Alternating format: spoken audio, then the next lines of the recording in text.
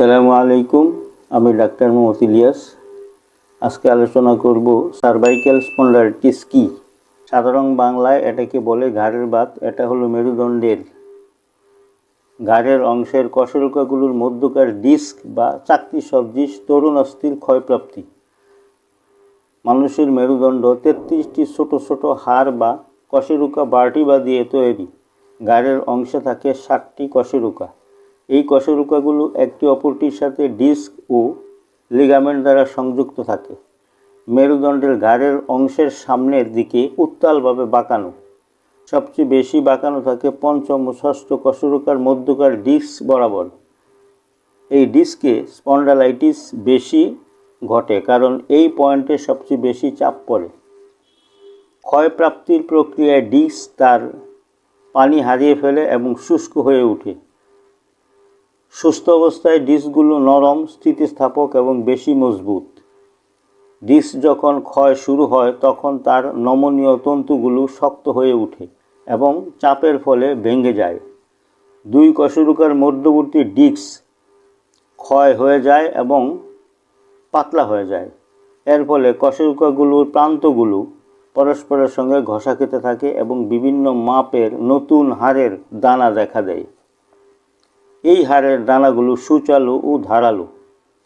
X-ray পরীক্ষায় এগুলো ধরা পড়ে।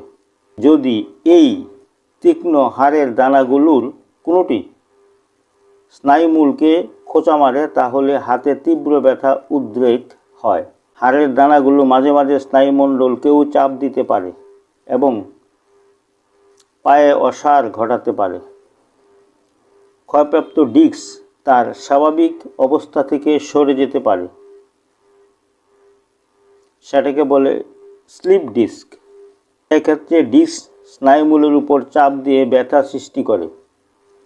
স্লিপ ডিস্ক সাধারণত হয় দুর্ঘটনায়, হঠাৎ পড়ে যাওয়া কিংবা ঘাড়ে আঘাতের কারণে।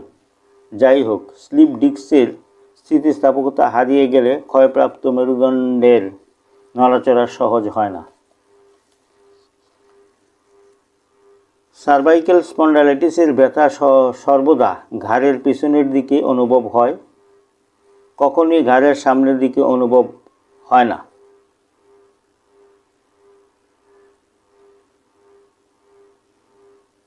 ব্যথা তীব্র হলে তা কাঁধে এবং বাহুর পেছনের দিকে কনুই পর্যন্ত ছড়িয়ে পড়তে পারে।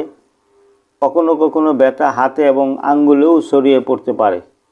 এমত অবস্থায় একজন অভিজ্ঞ হোমিওপ্যাথিক ডাক্তারের শরণাপন্ন হয়ে হোমিওপ্যাথিক চিকিৎসা দীর্ঘদিন গ্রহণ করলে স্পন্ডালাইটিসের ব্যথা চিরতরে আরোগ্য সাধিত হয়।